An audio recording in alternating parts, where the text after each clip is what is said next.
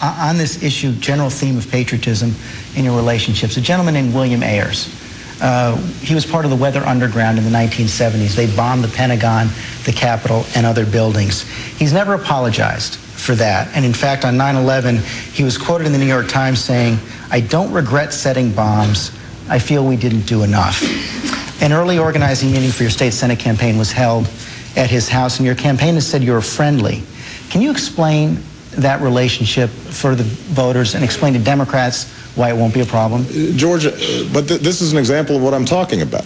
This is a guy who lives in my neighborhood, who's a professor of English in Chicago, who I know and who I have not received some official endorsement from. He's not somebody who I exchange ideas from on a regular basis. The notion that somehow as a consequence of me knowing somebody who engaged in detestable acts 40 years ago when I was 8 years old somehow reflects on me and my values doesn't make much sense, George. The fact is that I'm also friendly with Tom Coburn, one of the most conservative Republicans in the United States Senate, who during his campaign once said that it might be appropriate to apply the death penalty to those who carried out abortions.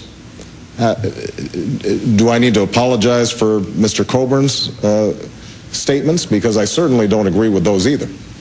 So this kind of game in which anybody who I know, regardless of how flimsy the relationship is somehow their ideas could be attributed to me, I think the American people are smarter than that. They're not going to suggest somehow that that is reflective of my views, because it obviously isn't. Well, I think that is a fair general statement, but I also believe that Senator Obama served on a board with Mr. Ayers for a period of time, the Woods Foundation, which was a paid directorship position.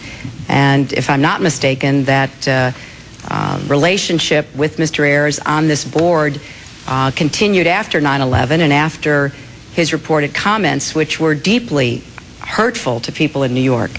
And I would hope to every American, because they were published on 9/11, and he said that he was just sorry they hadn't done more. And what they did was set bombs. And in some instances, people died. So it is, you know, I think it is, again, an issue that people will be asking about.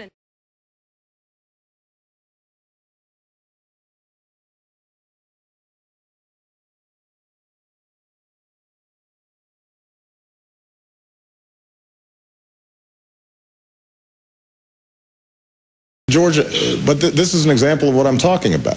This is a guy who lives in my neighborhood, who's a professor of English in Chicago, who I know and who I have not received some official endorsement from. He's not somebody who I exchange ideas from on a regular basis.